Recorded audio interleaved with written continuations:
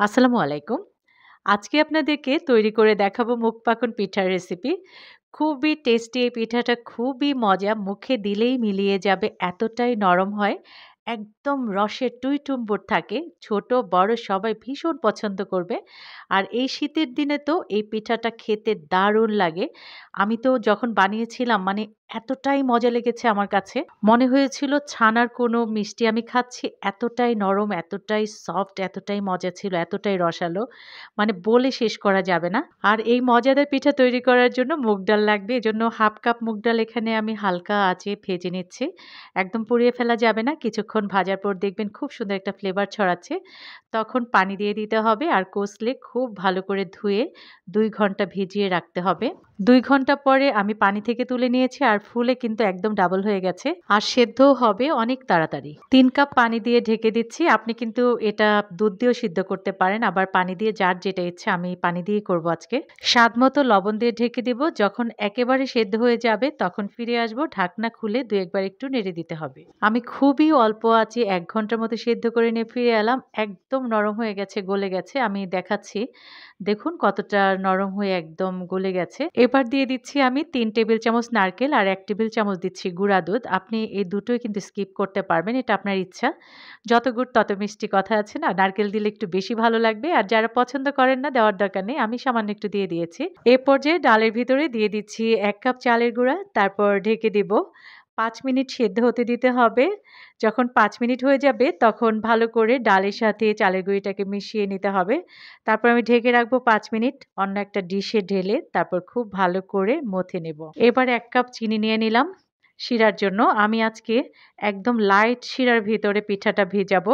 এই পিঠাটা কিন্তু ঘন শিরার ভিতরেও ভেজানো যায়। তো আমি ওটা আজকে করছি না। আজকে আমি পাতলা শিরার ভিতরে পিঠাটা ভিজিয়ে দেখাবো। দারুণ মজা দুটোই। দুটো দিয়ে দিলাম এলাচি আর ৩ কাপ দিয়েছি পানি। চিনিটা যখন গলে যাবে তারপরে আমি জাস্ট ৫ মিনিট জাল করব। এর বেশি জাল করব না। আমি ঘন করব না আজকে শিরাটা।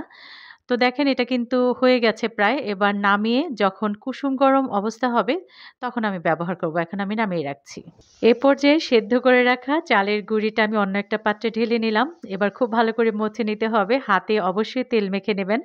তাহলে অনেক সুন্দরভাবে এটা মথে নিতে পারবেন। আমি আজকে যেই ডোটা তৈরি করছি এটা কিন্তু অনেকটা সফট করে করছি। তাহলে পিঠাটা বেশি সফট হবে। আর যদি আপনার ডোটা শক্ত হয়ে যায় তাহলে কিন্তু পিঠাটাও শক্ত হবে। দেখুন মনে হচ্ছে যে খুব নরম হয়ে গেছে। আসলে কিন্তু না এটাই ঠিক আছে। উপর দিয়ে সামান্য একটু তেল মেখে একদম পরিষ্কার একটা কাপড় ভিজিয়ে ভালো করে চিপে এভাবে ঢেকে রাখতে হবে। তাহলে আর উপর থেকে ড্রাই হবে না। পিঠাগুলি তৈরি করার আগে হাতে একটু তেল মেখে নিতে হবে আর সাইজটা আপনি যতটুকু করতে চান ওভাবে বুঝে ডোটা নিয়ে নেবেন। আমি গোল করে এভাবে একটু ঝিনুকের শেপ দিয়ে দিলাম। এভাবে একটু চোখা করে নিলাম একটা সাইড থেকে চ্যাপ্টা করে। তারপর একটা টুথপিক দিয়ে কিন্তু আপনি ডিজাইনগুলি করে ফেলতে পারবেন। দেখুন কতটা ইজি। আর এই যে চালের গুঁড়ির ডোটা এটা কিন্তু সফট হলে ডিজাইনটা তুলতেও সুবিধা হবে। দেখেন কতটা সুন্দর হয়েছে। আমি আরো কয়েকটা ডিজাইন আপনাদেরকে তৈরি করে দেখাবো। এবার যেটা করব সেটা পাতার মতো করব। আমি একটা ডো নিয়ে নিলাম। তারপর এভাবে লম্বা করে ২ সাইড থেকে চোখা করে পাতার শেপ দিব। এভাবে একটু চ্যাপ্টা করে নিতে হবে। ডিজাইন তুলে নেওয়ার আগে তেল মেখে নিয়েছি। আর যে টুথপিকটা আছে সেটাতেও কিন্তু আমি তেল মেখেছি। দেখেন কতটা ইজি। দেখতে যেমন সুন্দর খেতেও কিন্তু দারুণ মজা। আপনারা এই শীতে অবশ্যই বাসায় একবার হলেও ট্রাই করবেন। দেখুন কতটা সুন্দর হয়েছে পাতাটা। আর এই সাইড থেকে আমি একটা কাঁটা চামচ দিয়ে এভাবে একটু ঢেউ কেটে দিচ্ছি। তাহলে আরো বেশি সুন্দর লাগবে। একদমই পাতার শেপ হয়েছে। দেখলেন তো? এবার আমি বানাবো গোল শেপে একটা পিঠা। আপনি যেকোনো এক ধরনের করতে পারেন। আমি আপনাদেরকে দেখানোর জন্য করলাম ৩ টা ডিজাইন। মাঝখান থেকে এভাবে একটু ছিদ্র করে দিব। এটাও কিন্তু দারুণ সুন্দর। তারপর কাঁটা চামচ দিয়ে সাইড থেকে এভাবে একটু চাপ দিয়ে দিলেই খুবই সুন্দর হয়। সবগুলি এভাবে বানিয়ে নেব। তারপর ভেজে নিতে হবে। এ পর্যায়ে চুলায় আমি দিয়েছি পর্যাপ্ত পরিমাণে একটু তেল। কারণ ডুবো তেলেই ভাজতে হবে। তারপর কয়েক পিস দিয়ে দিচ্ছি। খুব গাদাগাদি করে দিবেন না, একটু ফাঁকা করেই দিবেন। না হলে কিন্তু ভেঙে যাওয়ার সম্ভাবনা থাকবে। তো আমি ৫-৬ টা দিয়ে দিলাম। একটা সাইড যখন সোনালি কালার হবে তখন উল্টে পাল্টে একদম লাল, লাল যখন হয়ে যাবে তখন তুলে নিতে হবে। আর চুলার আঁচটা কিন্তু কমিয়ে রাখতে হবে। না হলে উপর দিয়ে হয়ে যাবে আর ভেতরটা কাঁচা থাকবে। এজন্য চুলার আঁচটা কমিয়ে ভেজে নেবেন। সবগুলি ভাজার পর আমি একটা সার্ভিং ডিশে খুব সুন্দর করে সাজিয়ে নিয়েছি। পিঠাটা কুসুম গরম আছে আর শিরাটাও কিন্তু কুসুম গরম আছে। আমি ঢেলে দিলাম। আপনি চাইলে পিঠাগুলি হাঁড়িতেও ভেজাতে পারেন, কোনো সমস্যা নেই।